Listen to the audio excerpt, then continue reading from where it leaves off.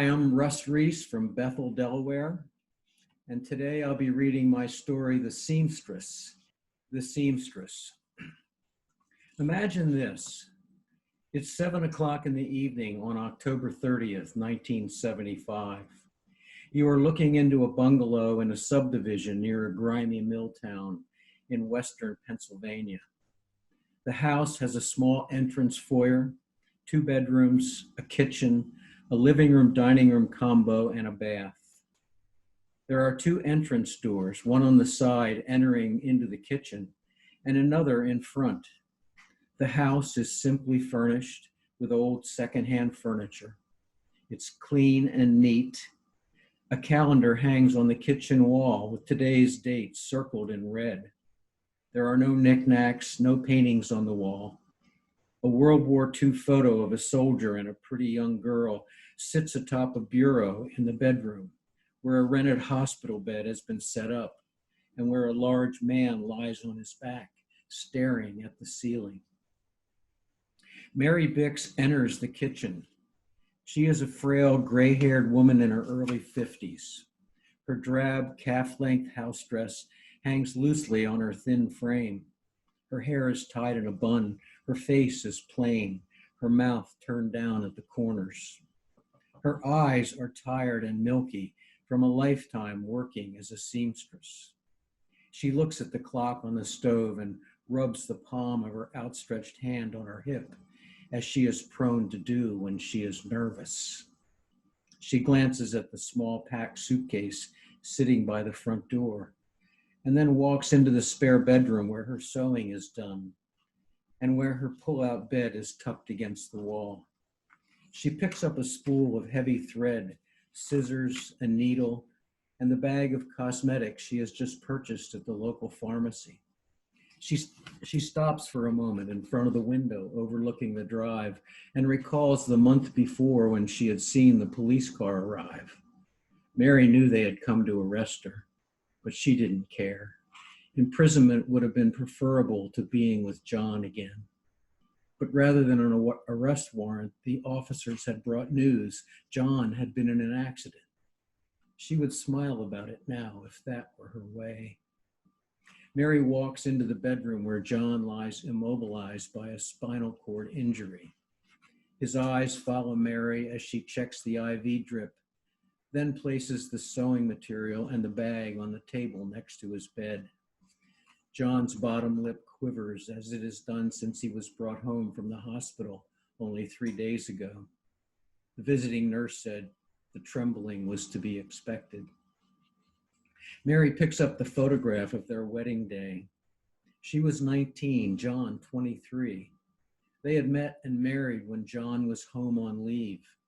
Whenever she looks at the portrait, she tries to remember how it was then. She had been happy. She remembered that. Her love for John had grown while he was away at the war in the Pacific. She was so relieved when he made it safely home. Joy had surrounded those first days after his return. And for many years, she was able to recall that, at least in part, even when the drinking and the abuse had started. She used to be able to take solace in those feelings, pull them in when she needed them. That was a long time ago. Nothing remained of that life but the photograph.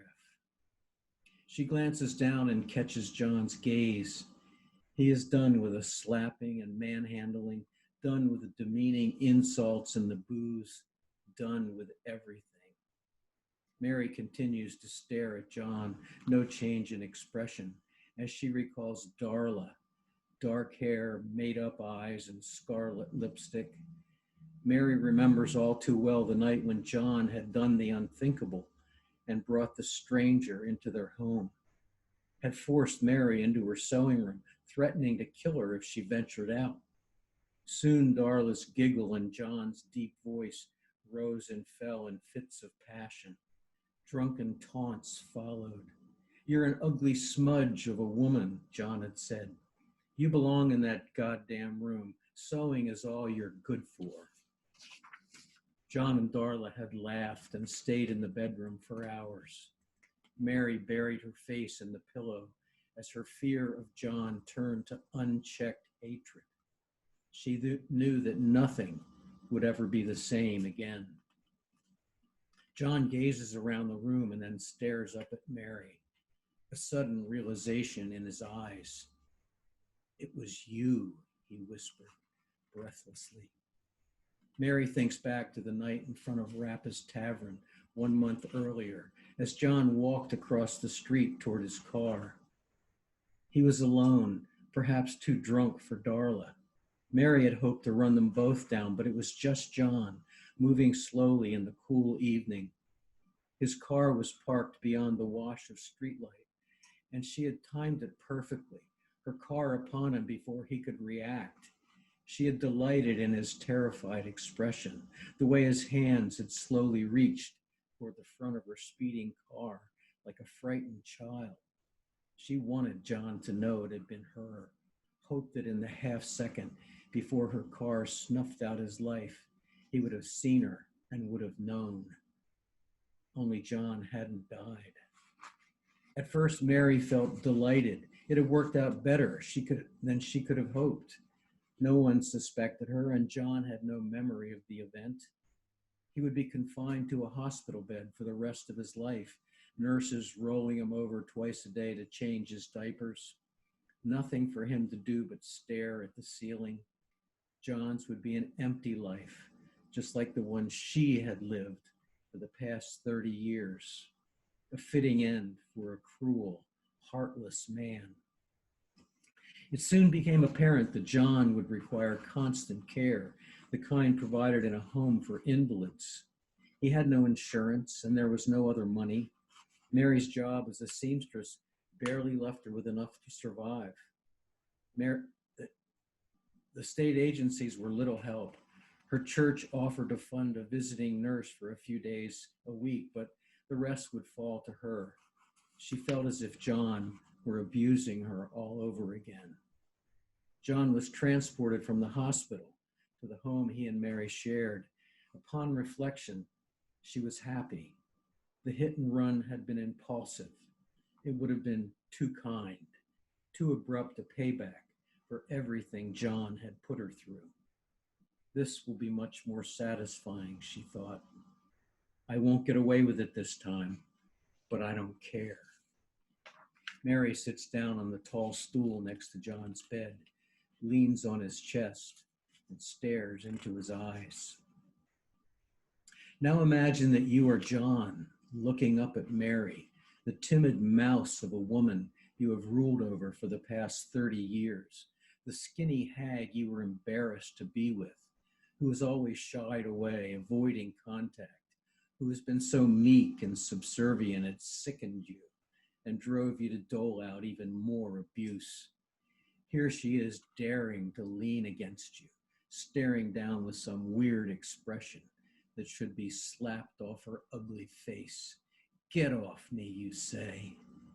Mary pounds your forehead with a closed fist. You grit your teeth. You want to grab her scrawny neck and throw her to the floor, grind her face with the sole of your shoe, but you can't move. You'll never be able to move. Your lip quivers. You squeeze your eyes closed as she whacks you again. You have no way to avoid her blows. You open your eyes. Your heart races. She opens the bag of cosmetics and retrieves a lipstick and a small plastic palette of black eyeshadow. This is what you like, isn't it? She says. She gouges out a clump of eyeshadow, and with her fingertips, it crumbles onto your white undershirt as she smears it in one stroke, like a child finger painting over her closed lids and into the arches of her brow. She wipes her fingers on your chest. She removes the lipstick cap and, still staring at you, applies it to her lower lip and upper lips. You've never seen Mary with lipstick, and then you recognize the color, Darla's color. Your heartbeat quickens. What are you doing, you say. But Mary clenches her jaw and whacks you again. You glimpse her teeth through the scarlet lipstick, which looks bloody against her pasty skin. She smears it beyond the lip line past the corners of her mouth into a jagged ghoul's mask from a house of horrors. A frightened, sinking feeling runs through you as you gasp for air. Crazy bitch, you say, lips trembling. Mary raises her shadowy brow and nods agreement. Are you worried? She asks. You are worried, but you don't answer. You won't give this hag the satisfaction. You should be, she says. Mary swipes the bag and makeup containers with the back of her hand. They clatter against the wall and onto the floor. Her eyes flare and her teeth show again as she glares down at you. Your pulse sounds in the back of your head as you watch Mary unwind a length of thick thread from a spool, cut it expertly with a pair of small scissors, and thread it onto a needle. You see her practiced finger and thumb pull a knot in the end of the thread. What are you doing? You whisper. With the needle poised in her right hand, Mary pinches your trembling lip, and with her left thumb and index finger, imagine the wasp sting of the needle, the sound as the coarse thread pulls through the flesh of your lip.